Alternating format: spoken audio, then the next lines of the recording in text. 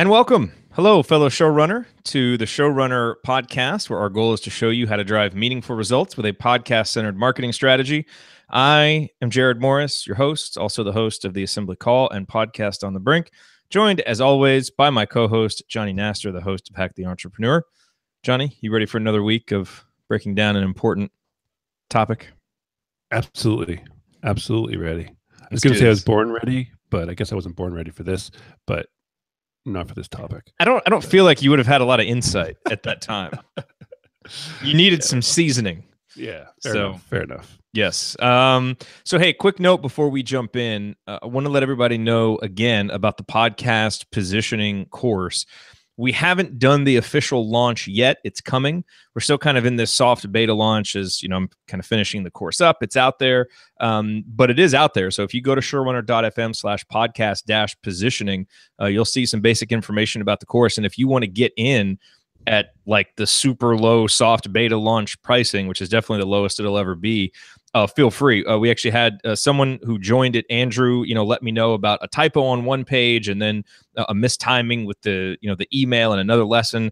And that's why you do a little beta launch like this, just because there's so many things to do with the course, and having people get in there and actually use it like you're going to use it always provides really helpful feedback. So in exchange for that, that's why we give it at the hugely discounted price. So hop in there, get that. I'm really, really having fun putting the course together. And in fact, later this afternoon, at least on the day that we're recording this, I'm recording another one of the final lessons that's going in there.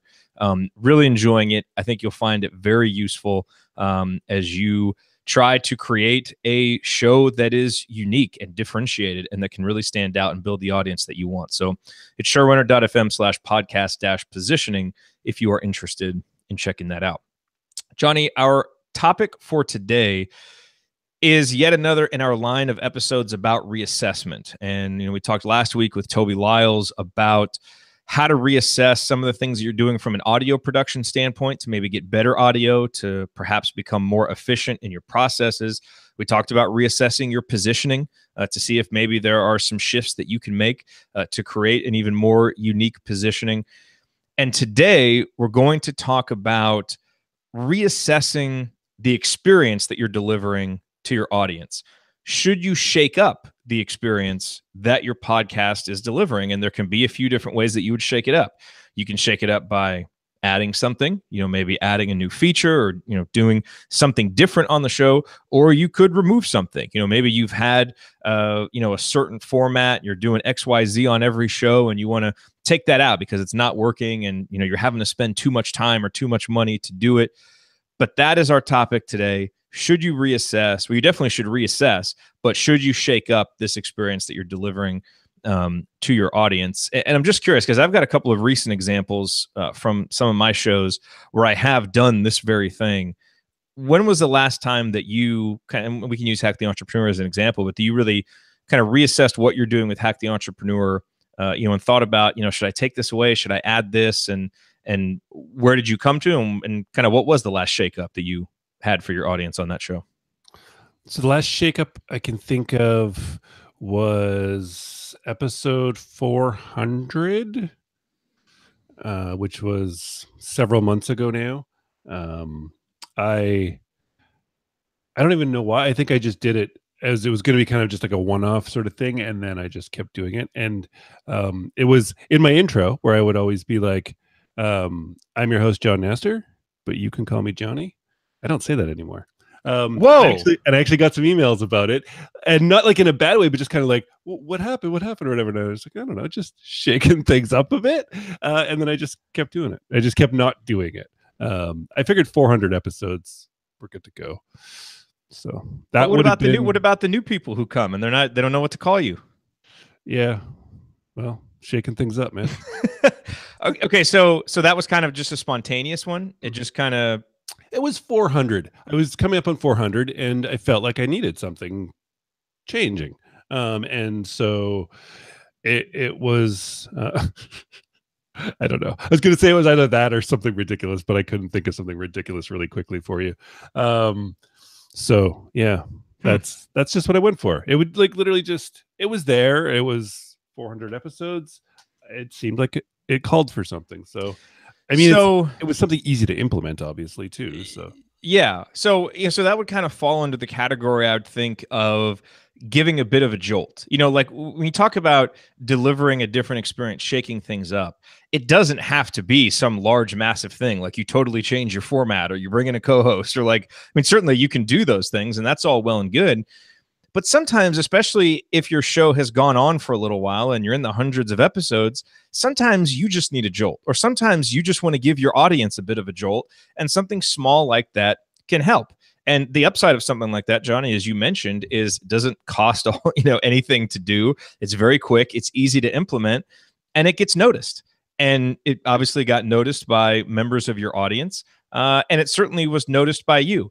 And sometimes even if you go through and you do something that's subtly different that even a lot of your audience members won't know, but it makes a difference to you and kind of jolts you in a positive way, then that might be a shakeup worth making. And so that's kind of what we want to talk about in this episode is, what are some examples of different shakeups? And then what is a thought and action process that you can go through? And we've broken it down into 3 steps that we'll end the episode with that will help you to kind of navigate these waters and figure out what kind of shakeup you might want to do. So, Johnny, let me give you a couple of examples real quick that are kind of similar that came from shows that I host. One is Podcast on the Brink. This is one of the IU basketball shows that I host. And for a while there, we were in like episode 160 and 170 and 180 and kind of going through. And for every episode number, I would try to find like an interesting number from IU basketball history and link it. So it's like, hey, this is episode, 164. What's special about the number 164 in IU history?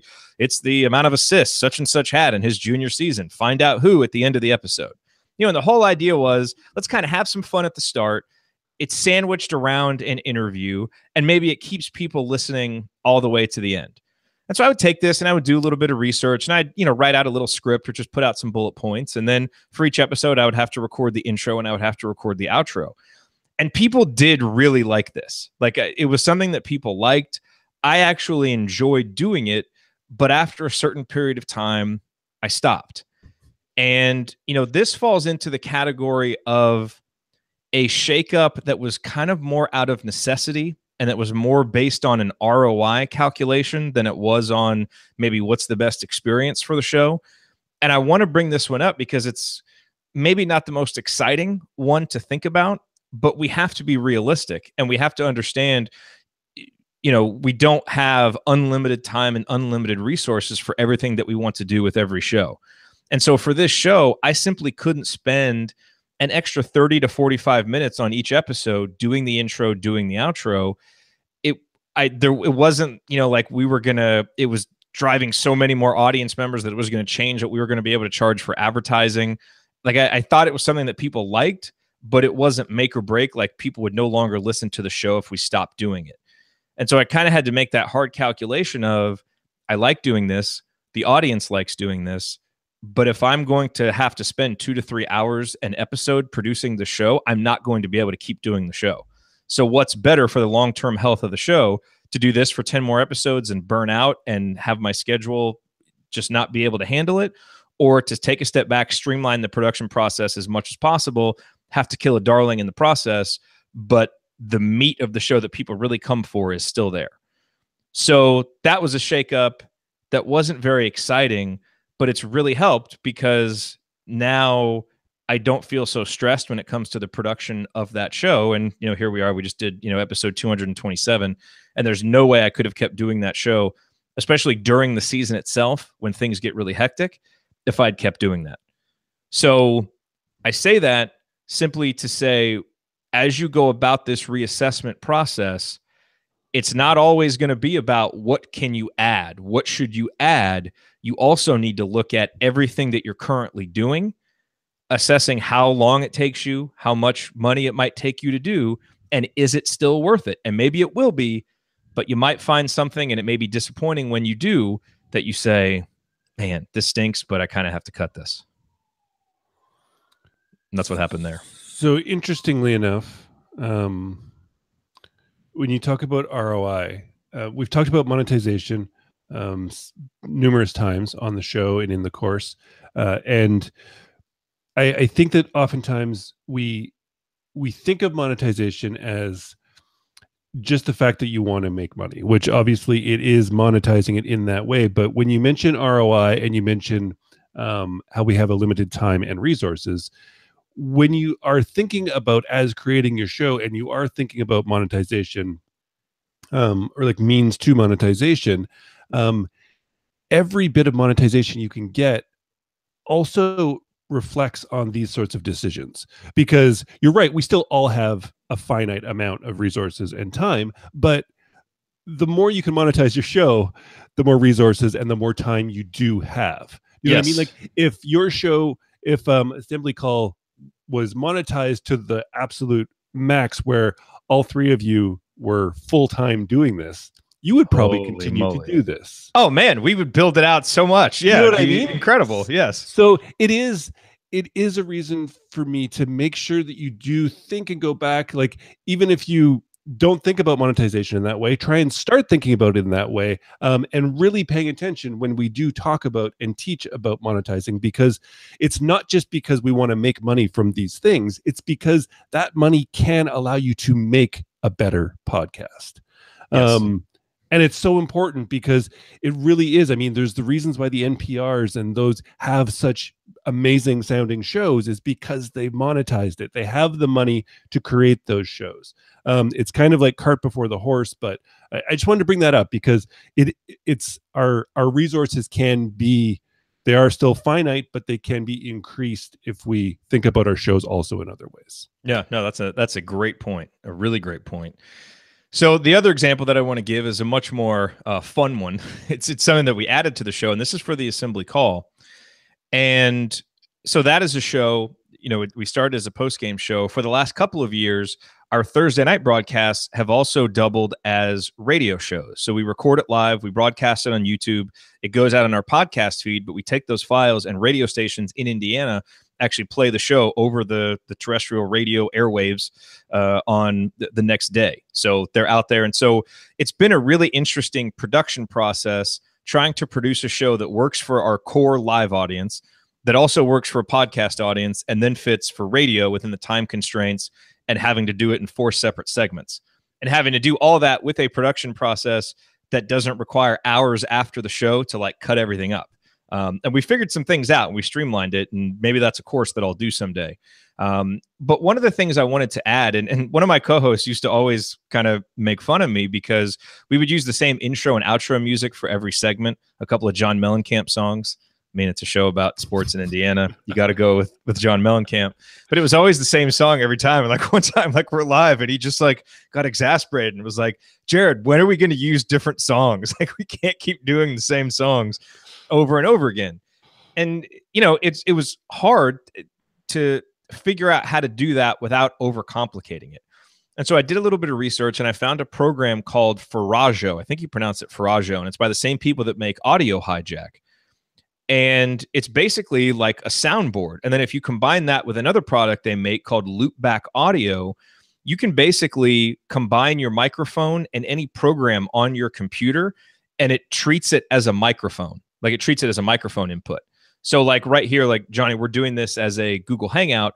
Instead of choosing my H6 as the microphone, which I normally do, I choose Loopback Audio, and all sounds from Farajo, this soundboard program, and my microphone will play through. So what that allowed me to do on the live broadcasts is have a little bit more leeway with music and with sound bites. And I've always wanted to do something like this because there's a radio station here in Dallas that really does a good job with it. Like they take funny out of context sound bites from the host and they'll like play them at random times, and it's really funny. And, you can play clips of games, and like there's stuff that you can do when you're producing audio that makes it a lot better. Segment intro and outro music. And so, I spent a good amount of time over a couple weeks. I was finally like, screw it, we're going to do this. And so I got this whole thing set up. And it has really added a lot. Like I've got 3 or 4 different intro songs for each person when I introduce them. I've got a new intro song for the Banner Moment segment. Found all these funny soundbite drops that we throw in. And, the audience really seems to like it. It's kind of jolted us. It's given us something fun during the off season to do. And the other thing is, from a positioning standpoint, we're currently in talks with a radio network in Indiana that controls like 20 to 30 different stations about getting the show on a whole bunch of different stations. So I had kind of hesitated to position the show as a radio show, more like a podcast that we were doing for radio. But with this opportunity, especially now where there's going to be more of a microscope on the show as people look at it, I kind of wanted to position it more as a radio show. And it just so happens that all of this stuff fit for what we wanted to do for the podcast anyway. So again, it was kind of a careful assessment. I had to invest money in these software products. I had to take a lot of time to figure out how this would all work and to practice. And it takes me a little bit more prep for each show now. But, and again, when I talk about calculating ROI, it's not like I'm sitting down with a spreadsheet and like putting numbers to it. It's kind of a gut feeling. And, you kind of have to project, okay, doing this may help us get on these radio stations, which means we can charge more for advertising, which means more people will sign up for the email list. I have a hunch that we will get a good return on this investment. So I'm kind of going with my gut. And so I want to be clear when I'm talking about ROI, like I'm not putting spreadsheets together. But, I kind of did that mental calculus and it seemed worth it, and then invested the time. And I've been really excited, obviously, that the response has been good. So, whereas with Podcast on the Brink, a show that is what it is, it's not really going to grow more like the Assembly Call has the potential to. It didn't make sense to keep doing the extra. But for where we're at right now with the Assembly Call, it made sense to do some of this extra and shake things up and kind of, again, show the audience like, hey, every offseason we kind of do something new, and this is our new thing this offseason. So for all those reasons, I think it really provided a positive jolt to the show. And so I'm glad I put in the time and the money to do it, and it's really been working out well so far. But that came because of just a constant reassessment that we do and that my co-hosts and I do on that show. And I think that helps us keep it from being stale and to continue adding something new for the audience, which keeps them obviously coming back, especially during the off season, which tends to be slower for us. And so far this off season we've been getting some of our biggest download numbers ever, which has been crazy. Wow. So that is a more fun, exciting story than the other one. It's always more fun to add stuff than it is to take stuff away. It is, but it's obviously more work Yes. in that sense. And I'm minimalist in my thinking usually, and oftentimes I actually think it's better to remove stuff than it is to add, or at least remove something and then add something if you want, rather than just pile things on top and on top and on top, and you have this really sort of messy, complicated thing. And it can be better for your show to take stuff away. Like if you're doing a segment and you're not into it and you're just going through the motions, then you probably should take it away. That was, the shame of the Podcast on the Brink one, is I did like doing that. It was just it was a resource issue. Right. But that's all. Those are all the different things that you have to take into account, though, when you're doing this kind of reassessment. So, Johnny, I've got, those are just some examples, and we kind of talked through our thought process there as we went through those. And so I hope that was instructive.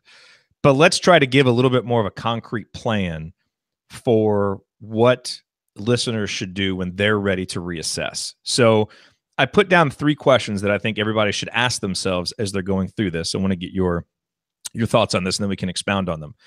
But the first one is, and I feel like, and I just actually talked about this in a lesson that I did in the podcast positioning course, but it's basically a brainstorming exercise. And I think the first question that you can ask to get this process going is, what are some interesting formats or features of other podcasts, or even just other types of content? You don't need to limit yourself to podcasts, that you have found yourself entertained, educated, or inspired by. Like, what made you stop and say, that was fun, that was interesting? And maybe this isn't like, you sit down for a half hour and try and think about all these things. It can be an ongoing brainstorm where you take notes, as one of these things happen, but just keep notes on this stuff. Like, make a list and don't assess the value of them, but jot them down and think about them, because, that moment might inspire you to do a little bit of this reassessment right then. Or it can be something when it's like, okay, we've done 100 shows. I want to reassess how I can make the next 200 shows better. What are some ideas that might inspire me or get me or kind of jog my thinking? Now you can go to this list, or you can sit down and brainstorm this list and kind of get going and approach this process from, the mentality of what's a new, fun, exciting way that I can shake up the experience for my audience? And, we'll get to, assessing maybe what stuff you should take away, but I do like approaching it from the standpoint of something that'll kind of get you moving in an enthusiastic direction. And I feel like starting from this point will help do that. Do you think that's a good place to start for this kind of reassessment? To be looking at other places? Yeah. To be looking at other places and to be mining your own kind of reaction to what you've seen in other places. Right. Totally. Yeah. I again, in so many things, I hate starting with a blank page as the metaphor. I like to use other people's ideas and build off them or change them in your way. Like to take it from or to work off of Austin Kleon. It's like steal like an artist. Yeah. Like you typically don't create art from absolutely nothing. You've taken it from everything that's inspired you till that point. So don't think that, well, Jared's saying that I have to like come up with a crazy new thing that's never been done in podcasting. No, that's not at all what you need to do. It's just really be aware of those things. And when something does really sort of jolt you and be like, that's cool, think of how you can implement it in your show. It means as long as you're not completely copying it, or if you are copying it, as long as it's a different market. Most of this stuff is not created from scratch anyways. And that Austin Kleon book actually is really good in that way to really make you understand that that's how like professional artists, professional builders of anything really, or podcasters work, is we're sort of feeding off of other people's ideas and sort of turning them or melding them into something unique for us. But it's never created from a blank page because that's just not how things get created. Yep. So I absolutely think so. And I don't think you have to be like, okay, today I'm going to find something and I'm going to steal it. It's like, no, but being aware of that and being aware of sort of what it is that sort of jolts you or makes you really like what it is that you like. Try and pick out the small things that really do that to you and then see how you can incorporate them. The second step then, once you've done this brainstorming or once you have this kind of ongoing list that you're keeping, is to then start getting more specific. Because as I said, don't assess the value of these things. Just jot them down if you like them, if you're inspired by them. But then you have to take the next step of saying, okay, which of these would actually be a good fit for my particular combination of audience and topic and the general format, unless of course you're thinking about switching formats altogether, which is a pretty drastic thing to do, but could be something that you would want to consider to shake things up. But this is where you start to get more specific and really where you start to ask, okay, why? Like Jordan Harbinger does the Feedback Friday thing on his show, did it on the old Art of Charm, does it on his new show.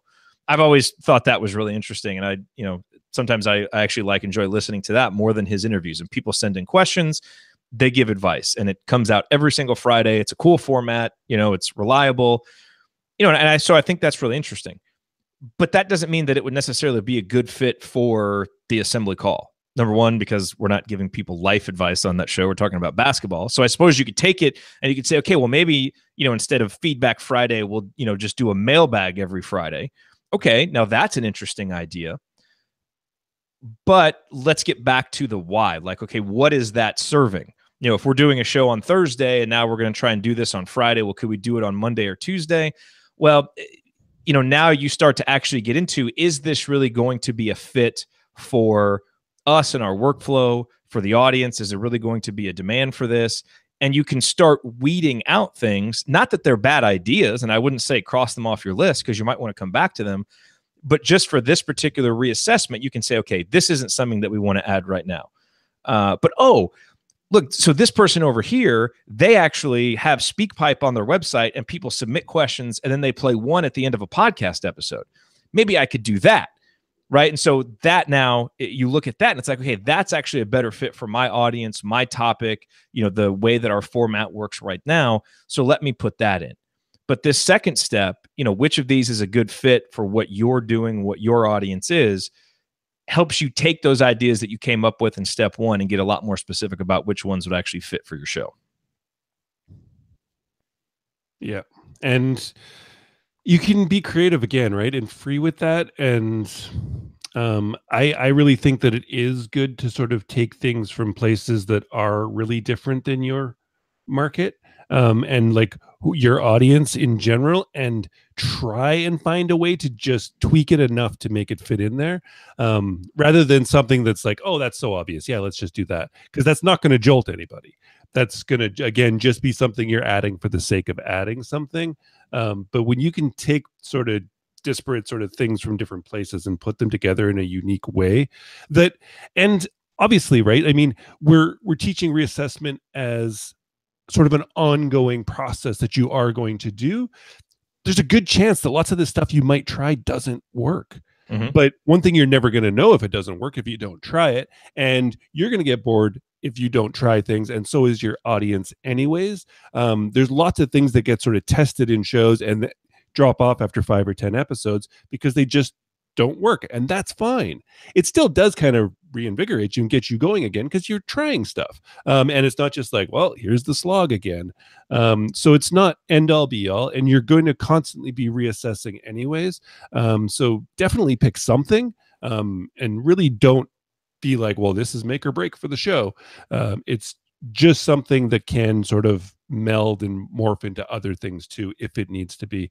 And you might just hit the nail right on the head and be like, yeah, that's it. This is awesome. But it doesn't have to be. Yeah, and it might fail. And I think that's an important general mindset to have with this whole process. If you're going to try something, or even if you're going to take something away, is you can always stop it at some, I guess, unless you're, charging people for it or like making a promise, you can always stop it, or you can add it back. I mean, Johnny, if everybody just said that they were unsubscribing from your email list and they were going to leave bad reviews on Hack the Entrepreneur because you weren't telling them that they could call you Johnny anymore, I'm thinking you would probably add it back. You know what I mean? Like maybe you could bring it back unless you just wanted to be stubborn. But, so you can try it and you kind of see how it goes. And this leads us in to the third step in this process, which, okay, you've got this list of ideas. You found this idea that you really, really like, and it sounds great, and you really want to try this. You do have to, look at it from a realistic standpoint and say, okay, how much extra time is it going to take me to incorporate this new feature? What is it going to cost me to do this? Am I going to have to buy something new? It's going to take me a lot of time. Do I need to hire somebody? And then you have to try and figure out how you would measure the ROI of it. What's kind of some general criteria you could look at to say, okay, this is working, this isn't working, so that you have some kind of idea for 5 to 10 episodes down the road, to know if this is something that you should keep doing. And understand the answers to these questions can be a little bit murky. You may have to kind of try it out to really know how long it'll take, or what the full extent of the cost will be, or how to really gauge what the impact will be.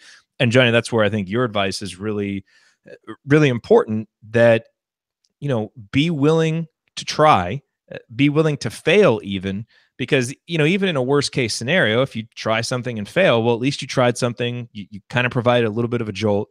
And at least okay, this isn't something that we want to add to the show in the future. But that's the third step, is you don't want to get so excited after steps 1 and 2. And I am habitually guilty of this. You get so excited about this new idea and it seems like a good fit. And in a world of unlimited time and resources, it probably is an awesome fit. But then you jump into it and it's like, whoa, all right, this is taking more time. This is a little bit more difficult than I thought it was. And look, even if you do that, and I've done that myself, and you have to, kind of back off and maybe you go 5 steps a little bit, 5 steps forward, and it was a little faster than you should have gone. It's still not the end of the world, because you can adjust after the fact. But it is better to try to really say, okay, is this actually going to be worth my time?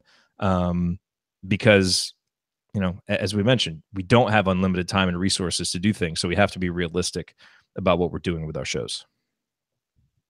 And so the too long didn't read, the TLDR, which is supposed to go at the beginning of something, not at the end, is the proper way to do it.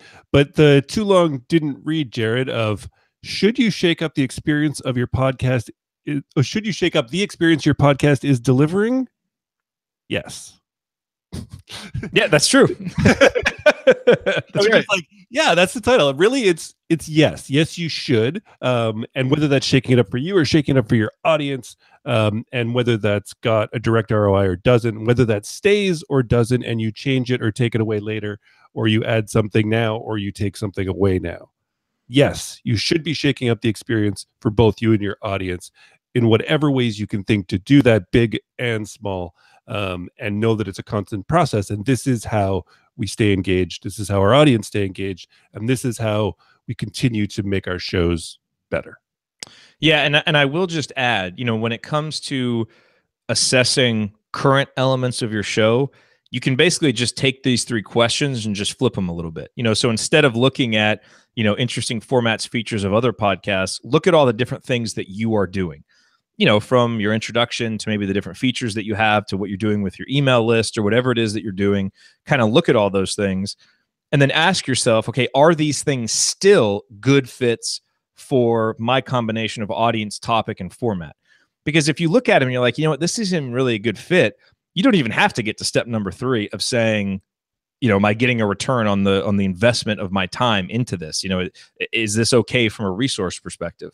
So really make sure that it's a good fit still. And if it is, and if it's something that you want to still continue doing because it serves your audience and serves your show well, then you get to question number 3 and look at it from a resource perspective. And maybe you have to make a hard decision and remove something that's really good just because it doesn't work from a cost resource perspective. Or you kind of reaffirm and you say, what, this is still a good fit. This is still worth doing. And even just doing that sometimes can jolt you, because we can get in this kind of mindset where we do things over and over again. It's like, man, I'm doing this. I don't even know if this is really working. Like, should I keep doing this? But then you go through that process and you're like, oh yeah, this is really good. People have given me positive comments about this. It actually doesn't take me as long as sometimes I think that it's going to. Yes, this is good. And you approach the same thing with a new mindset. And maybe your audience doesn't really know anything happened, but you can jolt yourself too.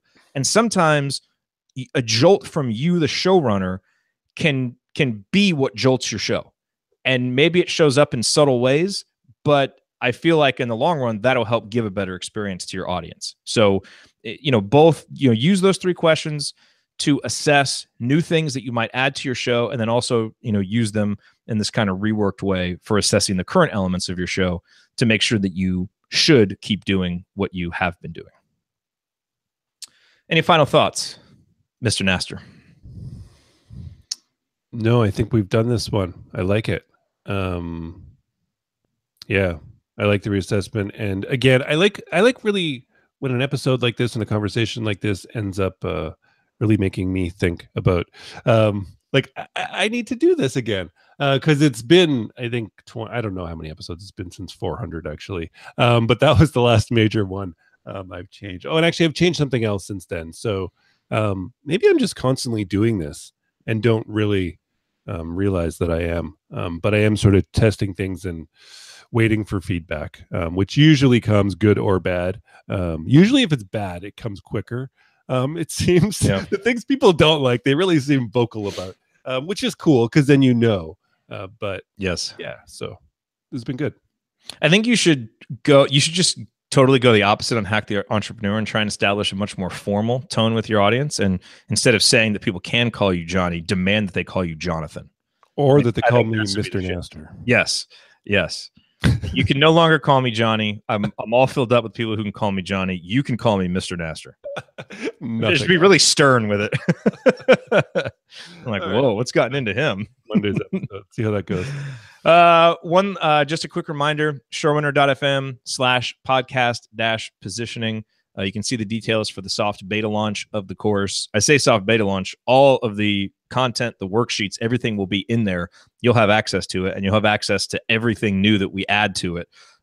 So it's just, because we haven't done the official launch yet, and you are our trusted, valued listeners, and we'd love to get a little bit of feedback on it. That's why we're offering it at this awesome price. So if you want more insight on how to reassess or how to create from scratch your unique differentiated show and position yourself for success, go check out showrunner.fm/podcast-positioning and check out the course, because now would be the best time to get in there and register for it. All right. That is all we have for you this week. We look forward to talking with you next week on another brand new edition of The Showrunner. Take care.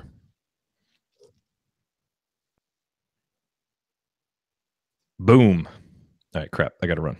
All right, man. All right. Cool. I'll see you on Slack. Yeah, take care. See you, man.